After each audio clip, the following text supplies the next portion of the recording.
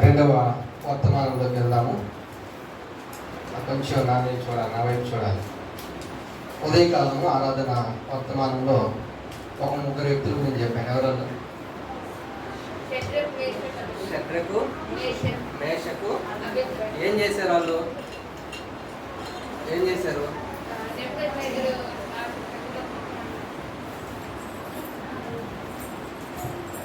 ఏం చేశారు? మిగతా వాళ్ళు కానీ చెప్పండి. ఏం చేశారు తెలియదు ఆ ముగ్గురు? చెప్పండి ఒకసారి. చెప్తారని ఒక అరగంట చెప్పమంటారు. ఏం చేశారు? దేవునికి మాత్రమే మొక్కారు. దేవునికి మాత్రమే మొక్కాలి అని ఏం చేశారు?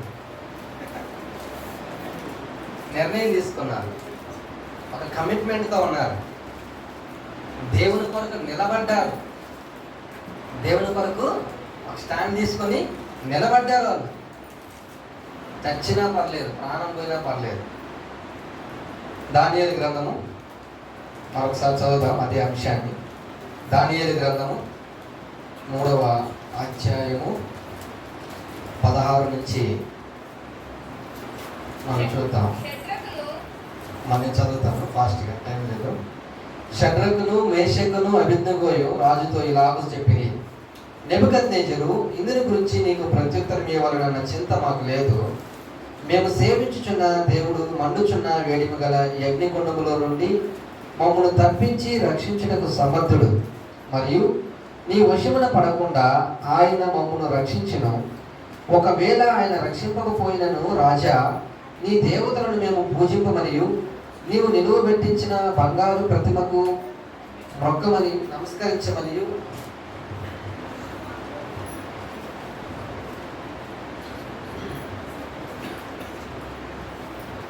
తెలుసుకొనుము. అందుకు నెబుకద్నెజరు అత్యాగ్రహం నొందినందున షద్రకు, మేషకు, అబేద్నెగోయు వారి విషయంలో ఆయన ముఖము వికారమైన గనుక గుండము ఎప్పటికన్నా 7 అంతలు వేడిమిగా చేయమని ఆజ్ఞ ఇచ్చెను. మరియు తన సైన్యములో 2 బలిష్ఠులలో కొందరిని పిలిపించి షద్రకు, మేషకు, అబేద్నెగోను బంధించి వేడిమి కలిగిన మండుచున్న ఆ గుండములో వేయడని ఆజ్ఞయగా వారు వారి అంగీలను, నిలువుటంగీలను, పై వస్త్రములను, తక్కిన వస్త్రములను తీయకయే ఎన్నపాటున ముగ్గురిని వేడిమి కలిగి మండుచున్న ఆ గుండము నడుమ పడవేసిరి. రాజాజ్ఞ తీవ్రమైనందున గుండము మిక్కిలి వేడిమి గలదైనందున షద్రకు, మేషకు, అబేద్నెగోలను విసిరివేసిన ఆ మనుషులు అగ్ని జ్వాలల చేత కాల్చబడి చనిపోయింది. ఈ సందర్భం చాలా తెలిసిన సందర్భమే. మనకు ఇంతకుముందు మనం వినున్నాము. ఇంతకుముందు మనం దీని గురించి ఆలోచన కూడా చేస్తున్నాము. నెబుకద్నెజరు రాజు ఒక బంగారు ప్రతిమను చేయించాడు. ఆ ప్రతిమకు అందరూ కూడా మొక్కాలి, సాగిలు పడాలి అని ఒక ఆజ్ఞ జారీ చేశాడు. జాగ్రత్తగా వినండి. ఆజ్ఞ జారీ చేస్తే దేశంలో ఉన్న వారందరికీ ఆయన ఆజ్ఞను పాటించమని తనలో రేపించాడు. సో అది స్ప్రెడ్ అయింది బాగా. ఎప్పుడు సాగిలు పడాలి అన్న విషయాన్ని కూడా చెప్పాడు. ఎప్పుడైతే సంగీత వాయిద్యాలు వాయిస్తారో, పిల్లలతోటి బాగా పూర్వమని అవి వినబడతా ఉన్నాయో, అప్పుడు వెంటనే అందరూ కలిసి ఆ బంగారు ప్రతిమకు సాగిలు పడాలి, లేదంటే అగ్నిగుండంలో పడేస్తాం. ఇది రాజు యొక్క ఆజ్ఞ. అయితే ఒక ముగ్గురు మాత్రం, ఇందాక మనం చెప్పుకున్న ఆ ముగ్గురు స్నేహితులు మాత్రం దానికి సాగిల పడకుండా నిలువుగా అలాగే నిలబడిపోయారు. రాజుకి ఏమొస్తుంది? ఆటోమేటిక్గా చెప్పిన మాట వినకపోతే ఏమొస్తుంది? కోపం వస్తుంది. అందరూ చూస్తుండగానే రాజు చాలా అత్యాగ్రహం పొందాడు. వారితో మళ్ళా చెప్పాడు, అదే మాకు మళ్ళా చెప్తున్నాను, మీరు కానీ మళ్ళా సాగిలు పడకపోతే ఇప్పుడు ఉన్నట్టుగా ఉండదు పరిస్థితి. అగ్నిగుండాన్ని నేను 7 అంతలు రెట్టింపు చేస్తా. ఇంకా ఘోరమైన శ్రమలు వస్తాయి. వేయగానే మాడి మసి అయిపోతారు మీరు. కాబట్టి కొంచెం భయంతో ఉండండి. భయంతో ఉండి ఆ యొక్క సంగీత వాయిద్యములు మ్రోగుచూ ఉన్న సమయం మీరు వినంగానే సాగిలు పడండి అన్నాడు. దానికి ముద్రించిన సమాధానం మనం చూసాం. నెబుకద్నెజరు ఏమంటున్నారు? నెబుకద్నెజరు, ఇందుని గురించి నీకు ప్రత్యుత్తరం ఇవ్వాలన్న చింత మాకు లేదు. ఎవరిని వాళ్ళు అంటున్నది? ఎవరిని వాళ్ళు పిలిచింది? రాజుని. రాజుని. కోటరెడ్డి సీతారెడ్డి ఇక్కడికి వచ్చానుకో, ఓ సీతారెడ్డి మనం అనగలమా? అంటే ఏమవుతుంది? పోలీసులు ఏమో కానీ ముందు ఆయన అనుకున్న వాళ్ళకి ఓటేస్తున్నాం కదా. కేసు దగ్గర ఉండదు, వాళ్ళే వచ్చి ఉతికి దండం మీద ఆరేసి వెళ్ళిపోతారు. ఒక పెద్ద రాజుని పట్టుకొని ఈ ముగ్గురు ఎంత ధైర్యంగా అంటున్నారంటే, నెబుకద్నెజరు పేరు పెట్టి పిలుస్తా ఉన్నారు. ఇందుల గురించి ప్రత్యుత్తరం ఇవ్వవలసిన చింత మాకు లేదు. నువ్వేం చేస్తావు చేసుకోరా, నేను సాగిపోతాను, నేను మొత్తం 7 ఇంతలు కాదు 14 ఇంతలు చేసుకో. మండుచున్న ఈ 7 కలిగిన అగ్నిగుండములో నుంచి తప్పించడానికి మా దేవుడు సమర్థుడు. నువ్వేందరా మమ్మల్ని బెదిరించేది? నువ్వేంది మమ్మల్ని బెదిరించేది? నువ్వేం చేసుకుంటావు చేసుకో. ఎంత ధైర్యంగా వాళ్ళు నిలబడతా ఉన్నారంటే, ఎంత కమిట్మెంట్తో వాళ్ళు నిలబడతా ఉన్నారు అని గమనించాలి. ఇక్కడ ఒక పక్క ఎదురుగా రాజు ఉన్నాడు. భయంకరమైన పనిష్మెంట్, శిక్ష ఏంటో కళ్ళ ముందుకు కనబడతా ఉంది. అక్కడెక్కడో నడుతుంటే ఇక్కడ సెగదగలుతా ఉంది. అయినా వాళ్ళు ఏమాత్రం కూడా జంకడం లేదు, తొనగడం లేదు, వాళ్ళు ఏమాత్రం బెదరడం లేదు. కోపం వచ్చేసింది రాజుకి. సైన్యంలో బలంగా ఉంటున్న వాళ్ళకి పిలిచారు, మీరండి అందరండి. ఆ మొక్కని ఎత్తుపి అగ్నిగుండంలో వేసినాన్న వచ్చారు. మొక్కని మోసుకొని వెళ్ళారు. వేడిని కలిగిన అగ్నిగుండంలోకి విసిరేశారు. అప్పటికి 7 ఇంతలు రెట్టింపు చేస్తున్నారు. ఎవరైతే విసిరేశారో ఆ వేడి తట్టుకోలేక విసిరేసిన వాళ్ళు చచ్చిపోయారంట. ఆ సెగ తట్టుకోలేక, వేడి తట్టుకోలేక విసిరిన వాళ్ళు చచ్చిపోయారంట. వీళ్ళు ముగ్గురు మంటలో పడ్డారు, అగ్నిగుండంలో పడ్డారు. దాని తర్వాత ఏం జరుగుతుందో మనం ఒకసారి చూద్దాం. చాలా గమ్మత్తుగా విచిత్రంగా ఉంటుంది. ఏం జరుగుతూ ఉంది అని మనం చూస్తే 24వ వచనం చదువుతాను జాగ్రత్తగా. రాజుకు నెబుకద్నెజరు ఆశ్చర్యపడి తీవ్రముగా లేచి, మేము 3 మనుషులను బంధించి అగ్నిగుండంలో వేస్తాము కదా అని తన మంత్రులను అడిగాను. ఆయన ఆశ్చర్యపోతున్నాడు నెబుకద్నెజరు. మంత్రిని పిలిచాడు, ఏ మంత్రి ప్రధాని, మనం 3 కదా ఎందుకు వేసాం దాంట్లో? ఆయన అన్నాడు, అవును రాజా అన్నాడు. 3 మళ్ళా చెప్పు బాగా. అవునయ్యా 3 వేసాము. నాకేంటి 4 కనబడుతున్నారు అక్కడ? నాకు 4 కనబడతా ఉన్నారు. ఆ 4వ ముఖము దేవదూతల ముఖములాగా నాకు కనబడతా ఉంది. వాళ్ళంటున్న రాజా సత్యమే అని రాజుతో ప్రత్యుత్తరం ఇచ్చాను. అందుకు రాజు, నేను 4 మనుషులు బంధకములు లేక అగ్నిలో సంచరించుట చూచుచున్నాను, వానికి హాని ఏమీ కలగలేదు. 4వ వాని రూపము దేవతల రూపము పోలి ఉందని వారికి ప్రత్యుత్తరం ఇచ్చాను. రాజు స్టన్ అయిపోతున్నాడు. అక్కడ ఆశ్చర్యపోయాడు రాజు. 3 వేసా, ఓకే, నాకు 4 కనబడతా ఉన్నారు.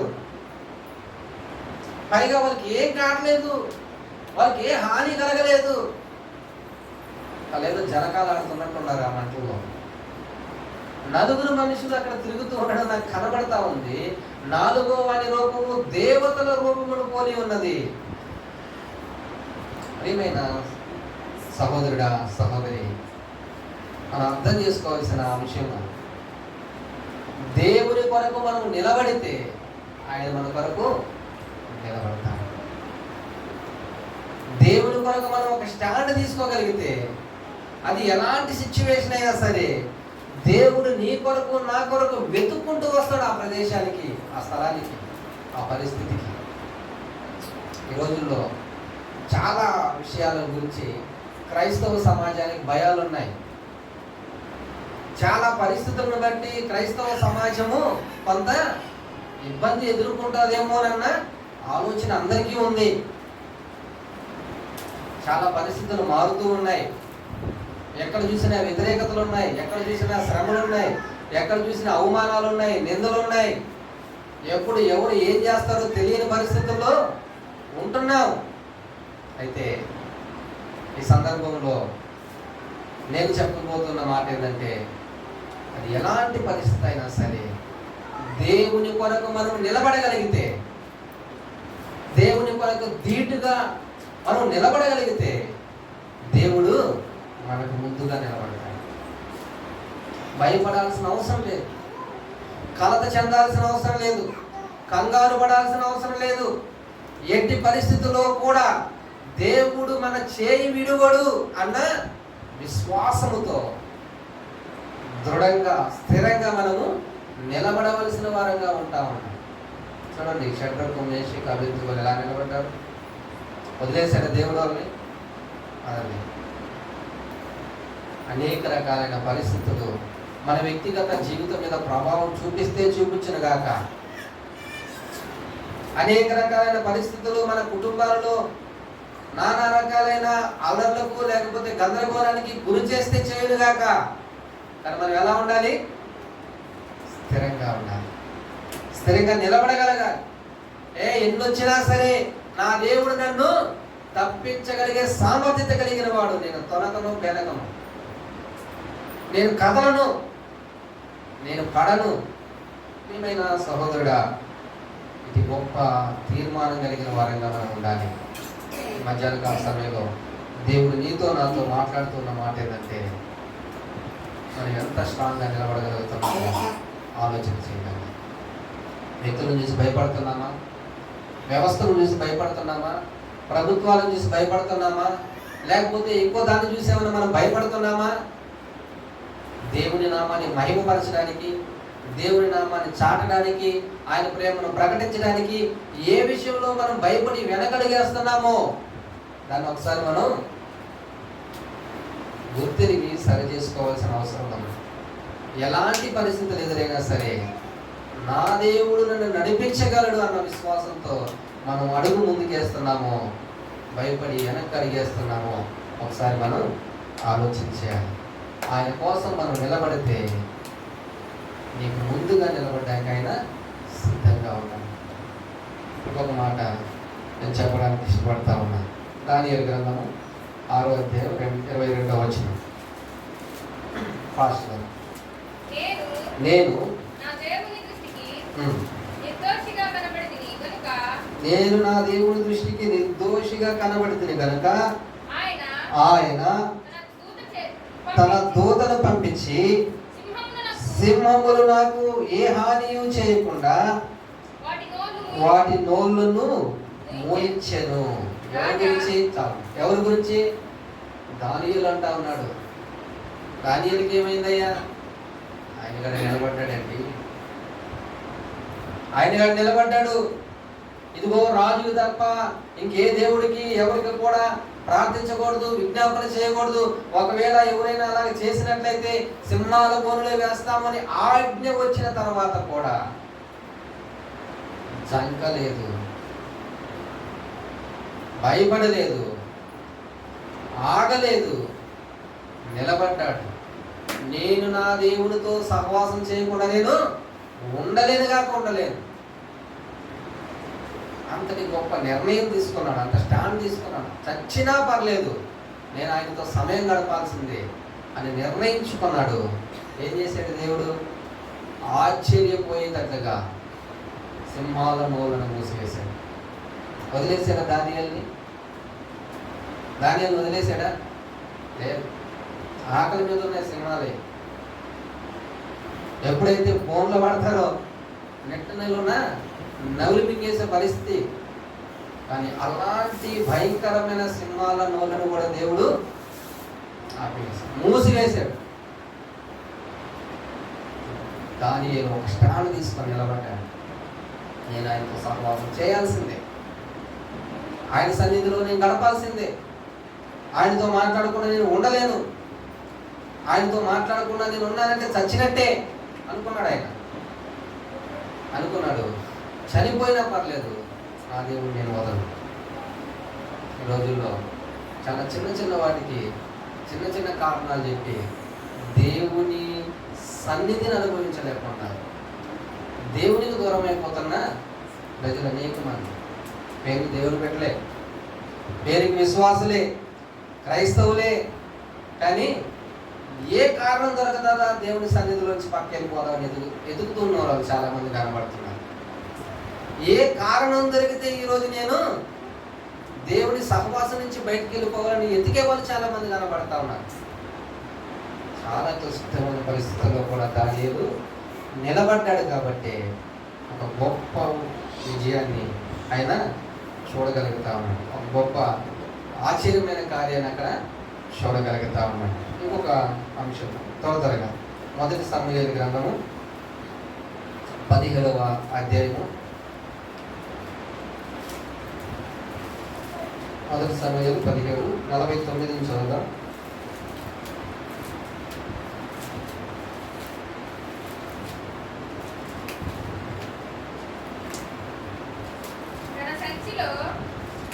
చదువు.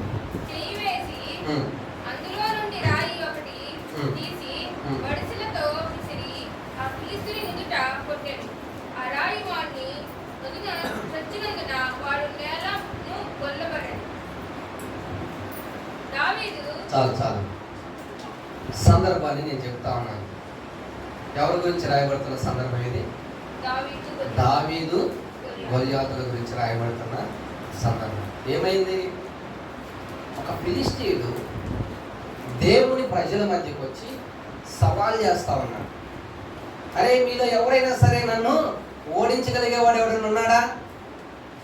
ఇదిగో నేను ఒక్కడనే వస్తా, మీలో కూడా ఎవరైనా సరే ఒక్కడే రండి, తెలుసుకుందాం. సవాల్ చేస్తా ఉన్నాను.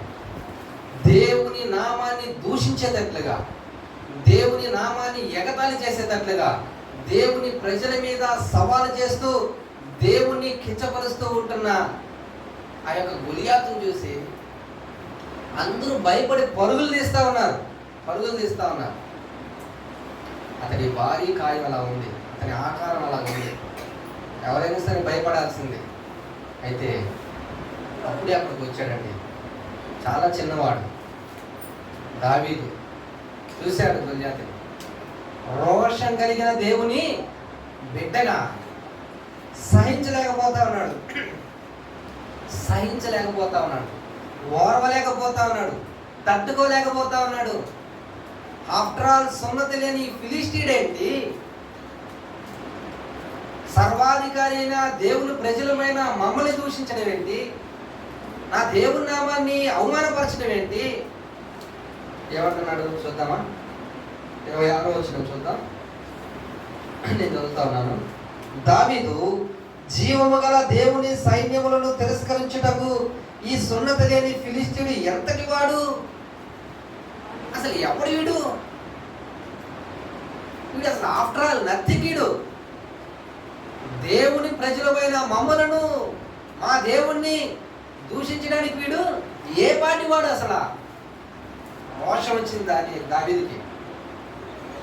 దావీదుకి రోషం వచ్చి, నేను చంపుతా నిన్ను, నీ శిరస్సును నేను ఖండించి ఆకాశ పక్షులకు ఆహారం చేసేస్తాను సవాల్ చేశాడు.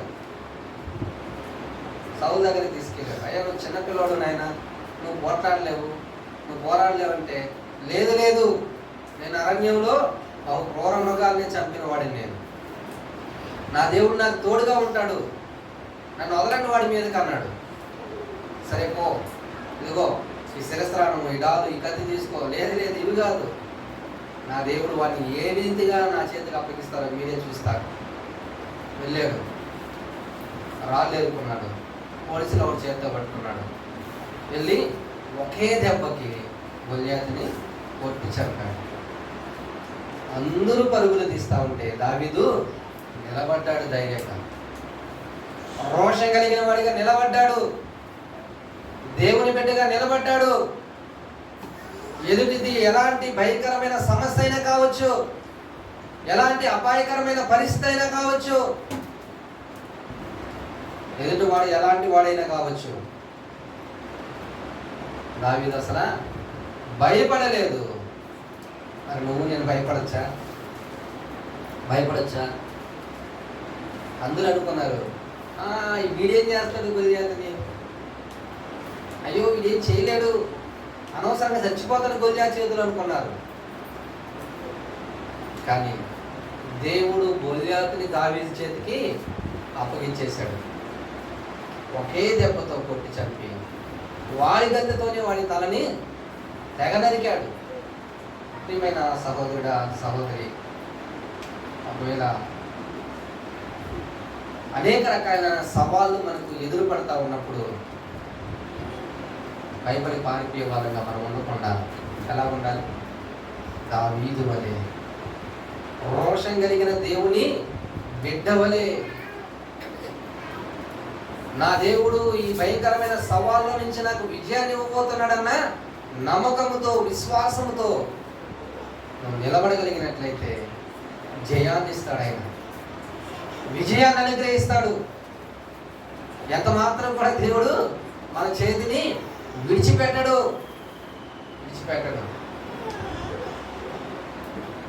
ముందు చాలా సవాళ్ళు రాబోతా ఉన్నాయి క్రైస్తవ సమాజానికి. వ్యక్తుల ద్వారాను, వ్యవస్థల ద్వారాను, ప్రభుత్వాల ద్వారాను, సాతానుడి యొక్క కుట్రలు, కుయుక్తుల ద్వారాను అనేక రకాలైన సవాళ్లను ఎదుర్కోవాల్సిన సందర్భము, సమయము ఆసన్నమైనది. దావీదు వలె నిలబడతాము, మిగతా సైనికుల వలె పారిపోతాము. ఏ రీతిగా మన యొక్క విశ్వాస పరిమాణం ఉంటా ఉందో మనం ఒకసారి ఆలోచన చేసుకోవాల్సిన అవసరత ఉన్నది.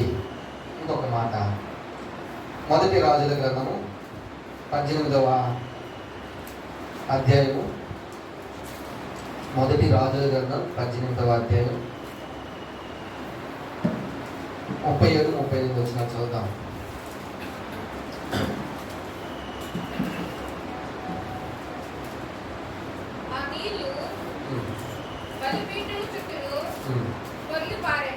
మా 37-38.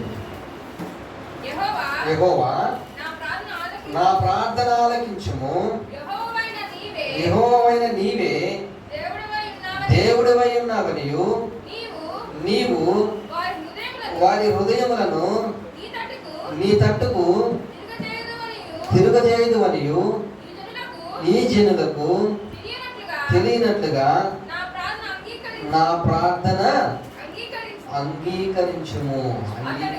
చాలు. ఇక్కడ పెద్ద వాగ్వాదం జరుగుతూ ఉంది. మా దేవుడు గొప్ప అంటే మా దేవుడు గొప్ప అని వాగ్వాదం జరుగుతూ ఉంది. ఏలియా అలాగే మిగతా బయలు ప్రవక్తలు, బయలు అనే దేవత యొక్క ప్రవక్తల మధ్య వాగ్వాదం జరుగుతూ ఉంది. నేను 21 చదువుతాను, ఒకసారి గమనిద్దాం. 18-21. ఏలియా జనులందరి దగ్గరకు వచ్చి, ఎన్నాళ్ళు మట్టుకు మీరు 2 తలంపుల మధ్య తడబడుతురు? యెహోవా దేవుడైతే ఆయనను అనుసరించడి, బయలు దేవుడైతే వాణ్ణి అనుసరించడని ప్రకటన చేయగా జనులు అతనికి ప్రత్యుత్తరముగా ఒక మాటైనా పలుకక పోయిరి. అప్పుడు ఏలియా, యెహోవాకు ప్రవక్తలైన వారిలో నేను ఒక్కడినే శేషించి ఉన్నాను. అయితే బయలునకు ప్రవక్తలు 450 మంది ఉన్నారు. ఈ సందర్భాన్ని నేను చెప్పేస్తాను, సమయం లేదు కాబట్టి. అటు ఇటు వద్దండి. ఎవరు నిజమైన దేవుడో వారిని ఆరాధించండి, ఎవరు నిజమైన దేవుడో వారిని పూజించండి, మీరు ఆ పక్క ఈ పక్క ఉండాల్సిన అవసరం లేదు అని ఏలియా మాట్లాడుతూ దేవుణ్ణి విడిచిపెట్టి కొంతమంది బయలుదేవతను ఆరాధిస్తూ పూజిస్తూ ఉంటున్న సమయంలో వాళ్ళకు ఒక సవాలు లాగా విసిరి ఏలియా నిలబడతా ఉన్నాడు అడ్డంగా. అప్పుడు ఆయన అన్న మాట ఏంటంటే, 2 ఎద్దులను తీసుకురండి, వాటిని నరుకుదాం, మీరు బలిపీఠం మీద వాటిని పెట్టండి, మీ బయలుదేవతను మీరు ప్రార్థించండి. ఏమాత్రం అగ్ని లేకుండా, అలాగే మీ బయలుదేవత నిజమైన దేవత అయితే, దేవుడైతే దహించి వేయాలి. అలాగే నేను కూడా చేస్తాను. ఏమాత్రం అగ్ని లేకుండా నా దేవుడు నిజమైన దేవుడైతే దాన్ని దహించి వేయాలి. ఇది అక్కడ వస్తున్న సవాళ్ళు. ఒప్పుకున్నారు, పెట్టారు, అలాగే అనుకున్నారు. ముందుగా బయలు యొక్క ప్రవక్తలు 470 మంది 50 మంది వాళ్ళు వచ్చారు. ఒక ఎద్దుని భాగాలుగా నరికారు, పేర్చారు, ఇంక ప్రార్థన చేయడం మొదలుపెట్టారు. మధ్యాహ్నం అయింది, సాయంత్రం అయింది, ఏ కార్యం జరగట్లేదు. విచిత్రంగా అక్కడ మనం చూస్తే ఏలియా గారు కూర్చొని అపహాస్యం చేస్తాడు. వాళ్ళు చేయండి ప్రార్థన బాగా చేయండి, వస్తున్నాడేమో, దారిలో ఉన్నాడేమో, మీ దేవుడు ప్రార్థన చేయండి, ప్రార్థన చేయండి, నిద్రపోతున్నాడేమో లేపండి, చాలా ఏకతాళిగా మాట్లాడతాడు. దాని తర్వాత ఈయన వంతు వచ్చింది, ఈయన కూడా అలాగే పేర్చాడు. దేవుడి మీద ఉంటున్న నమ్మకంతో ఈయన కొంచెం ఎక్కువగా చేస్తాను. తడపండి వాటిని, అందుకుంటే నీళ్ళు పోసుకోండి. వాటి మీద నీళ్ళు పోయింది, కట్ల మీద నీళ్ళు పోయింది, మాంసం మీద నీళ్ళు పోయింది. దేవుని ప్రార్థించాడు. వెంటనే అగ్ని అలాగే వచ్చి ఆ మాంసాన్ని దహించి వేసింది. ఏమైనా దేవుని ప్రజలారా, నేను ఎందుకు ఈ మాట చెప్తా ఉన్నానంటే, దేవుని కొరకు రోషముగా నీవు నిలబడగలిగితే ఆయన అందులో విశ్వాసం నుంచి అద్భుతాలు చూడగలం. మనం అద్భుతాలు చూడగలం. అది మన యొక్క వ్యక్తిగత జీవితమైనా సరే, కుటుంబ జీవితమైనా సరే, సంఘ పరిచర్య అయినా సరే, దేవుని యొక్క పరిచర్య నిమిత్తము, లేకపోతే ఆయన నామ మహిమార్థము నిమిత్తము మనము నిలబడి అనేక ప్రజల ఎదుట ఆయన నామానికి మహిమ తెచ్చే విధంగా మనం నిలబడగలిగితే ఆశ్చర్యమైన కార్యాలు, అద్భుతమైన కార్యాలు ఆయన మన పక్షాన చేయగలిగేది. నిలబడాల్సింది. నిలబడితే మనం చూడగలం. ఒక స్టాండ్ తీసుకుంటే మనం చూడగలం. ఈ దినాలు ఆశ్చర్యమైన కార్యాలు, అద్భుతమైన కార్యాలు చూడలేకపోవడానికి సంఘాలైనా సరే, కుటుంబాలైనా సరే, వ్యక్తిగత జీవితాలైనా సరే, ఏంటంటే అంతగా విశ్వాసం లేకపోవడమే. ఏలియా అంటున్నారు, నా దేవుడు దహిస్తాడు, నీళ్ళు కూడా పోసుకోండి మీరు కావాలంటే అంటున్నారు. నీళ్ళు కూడా పోసుకోండి. నీళ్ళు పోస్తే మంట అంటుకుంటుందా? తడిసిన గట్లు మంటాయా? ఎంత ఉదాలో ఊదుకోవాలి. ఎంత విశ్వాసం అండి ఏలియాకి.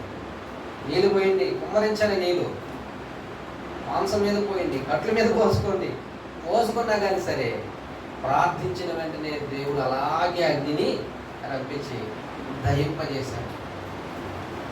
అనుకుందా నాకు విశ్వాసం? అనుకుందా? ఎవరైనా ఏదైనా ఒక మాట అంటే దేవుడి గురించి, మన దేవుని యొక్క గొప్పతనాన్ని చెప్పలేని పరిస్థితుల్లో నోరు మూసుకొని వచ్చేస్తుందా మనక? మీ దేవుడు విదేశస్తుడు రానంగానే చాలు అవును కదా అనుకో, పక్కకి వెళ్ళిపోతున్నాడు. మన దేవుడు ఎవరో, ఎలాంటి వాడు, ఎలాంటి కార్యాలు చేయగలిగిన వాడు, మానవాళి కొరకు ఆయన ఏం చేశాడో ఏలియాలాగా నిలబడి సవాల్ చేసి నిరూపించగలిగే సామర్థ్యం అనుకుందా? అంత సాహసం మనం చేస్తున్నాము. ప్రియమైన సహోదరుడా, సహోదరి, ముందున్నాయండి, ముందు ఉన్నాయి, మన ముందున్నాయి. భయంకరమైన పరిస్థితులు రాబోతా ఉన్నాయి. ఇప్పుడే మనం ఇలాగుంటే ఇంక ముందున్న పరిస్థితుల్లో ఎలాగ నిలబడగలం, ఎలాగ ధైర్యంగా ప్రకటించగలం, ఏ విధంగా మన యొక్క విశ్వాసాన్ని నిరూపించుకోగలం, ఏ విధంగా దేవుని నామాన్ని మహిమపరచగలం? ఏమి పట్టనట్టు, ఏమి కానట్టు, ఇలా స్తబ్దంగా, బద్ధకంగా, ఏమి కాదులే అనుకున్న ధోరణిలో మనం ఉంటే దేవుని కార్యాలు ఏమాత్రం కూడా మనం మన జీవితాలలో కానీ, కుటుంబాలలో కానీ, సంఘాలలో కానీ చూడలేము. ఆయన కొరకు నువ్వు నిలబడతావా? అది అగ్ని లాంటి సమస్య అయినా సరే, ఆయన నీకు ముందుగా నీతో పాటు నిలబడడానికి ఆయన సిద్ధపడతా ఉన్నాడు. ఆయన కొరకు నువ్వు నిలబడతావా? క్రూరమైన సింహాలు, భయంకరమైన శత్రు సమూహం నీ ముందున్నా సరే నోర్లు ఊహించేటట్టుగా చేసి అద్భుతాలను చూపించగలిగే దేవుడిగా ఆయన ఉంటా ఉన్నాడు. రోషం కలిగి ఆయన కోసం నువ్వు నిలబడతావా? గొల్యాతు వంటి భయంకరమైన పరిస్థితులు మన ముందు ఎదురైనా సరే సునాయాసంగా చిటికలో వాటిని పరీక్షించగలిగే దేవుడు, విజయాన్ని ఇవ్వగలిగే దేవుడు నీకు ముందుగా నిలబడ్డానికి ఆయన ఇష్టపడతా ఉన్నాడు. ఇదిగో నీ దేవుని యొక్క ఔన్నత్యం ఏంటో, నీ దేవుని యొక్క గొప్పతనం ఏంటో, నీ దేవుని యొక్క శక్తి సామర్థ్యాలు ఏంటో నువ్వు చెప్పడానికి తెగిస్తున్నావా? నిన్ను కూడా హెచ్చించేటట్లుగా, నిన్ను కూడా ఉన్నతమైన స్థితిలో ఉంచేటట్లుగా, నీకు కూడా మంచి గౌరవ మర్యాదలు దక్కేటట్లుగా దేవుడు ఏమాత్రము నిన్ను విడిచిపెట్టకుండా ఆయన ఏంటో నిరూపించుకునే సామర్థ్యతను చూపించగలిగే దేవుడిగా ఆయన ఉంటా ఉన్నాడు. ఏమైనా సహోదరుడా, సహోదరి, నేను ముగిస్తా ఉన్నా. ఇప్పటికే కొన్ని పరిస్థితుల్లో మనం తప్పుడు అడుగులు వేస్తూ ఉన్నాం, వెనకబడతా ఉన్నాం. చాలా విషయాలలో మనము ఏమి పట్టనట్టు ఉంటా ఉన్నాం. చాలా విషయాలలో మనము రోషం లేని వారంగా మనం ఉంటా ఉన్నాం. చాలా విషయాలలో మనం చావదచ్చిన వారంగా, విశ్వాసం లేని వారిగా మనం ఉంటా ఉన్నాం. చాలా విషయాలలో మనం కాంప్రమైజ్ అయిపోతా ఉన్నాం దేవుణ్ణి మయంపరచకుండా. చాలా విషయాలు మనం విడిచిపెట్టుకుంటా ఉన్నాం. సరేలే, ఒకసారికి ఏం కాదులే, దేవుడు క్షమిస్తాడులే అనుకుంటా ఉన్నాం. షడ్రకు, మేషకు, అబేద్నెగోలాగా, దానియేలులాగా, దావీదులాగా, ఏలీయాలాగా నువ్వు నిలబడితే, మనం నిలబడితే వారు చూచినట్లుగా, వారి పక్షాన దేవుడు చేసినట్లుగా మన పక్షాన కూడా అనేకమైన కార్యాలు చేయగలడు. వాటిని మనం చూడగలము. ఆమె చెప్తామా? ఆమేన్. కాబట్టి ధైర్యముతో, విశ్వాసముతో ఎలాంటి పరిస్థితులైనా ఎదుర్కొనేంత విశ్వాసాన్ని, దృఢత్వాన్ని, స్థిరత్వాన్ని, మంచి కమిట్మెంట్ని మనం కలిగి ఉండాలని దేవుడు ఆశిస్తా ఉన్నాడు. దేవుడి మాటను దీవించుగాక. తలలోంచుగా ప్రార్థన చేసుకొని, ఒకవేళ ఏమైనా పరిస్థితుల్లో, నిలబడవలసిన పరిస్థితుల్లో నిలబడకుండా జారిపోయిన సందర్భాలు ఉన్నట్లయితే, ప్రభు అవునయ్యా, ఇక్కడ నేను నిలబడి ఉంటే నీకెంత మహిమ తెచ్చేవాడను. ప్రభు, నేను ఇక్కడ నిలబడినట్లయితే నేను ఎంత గొప్ప జీవితాన్ని అనుభవించేదాన్ని. నేను నిలబడలేక నా విశ్వాసాన్ని నేను చేతిలో పోగొట్టుకొని అవిశ్వాసముతో అడుగులు వేసిన దానిగా నేను ఉంటా ఉన్నాను. నన్ను క్షమించని అడుగుదాం. సవాలు తట్టుకోలేకపోయాను ప్రభు, పారిపోయిన దానిగా నేను ఉంటున్నాను. నన్ను క్షమించని అడుగుదాం. మనం నిలబడి ఉంటే గొప్ప విజయాన్ని మన చేతికి ఆయన అందించేవాడు. మనం గెలవగలిగేవాళ్ళం. ఒకవేళ అలాంటి పరిస్థితులు ఉన్నట్లయితే ప్రభు, నన్ను క్షమించు. ఇక మీదట నీ నామానికి మహిమకరంగా, రోషము కలిగిన వానిగా, విశ్వాసముతో ముందుకు అడుగులు వేయడానికి, ఎలాంటి భయంకరమైన క్లిష్ట పరిస్థితి అయినా సరే ఎదుర్కోవడానికి శక్తితో నన్ను నింపు ప్రభు అని ప్రార్థన చేసుకొని ఏ విధంగా బాధలో చేతులు.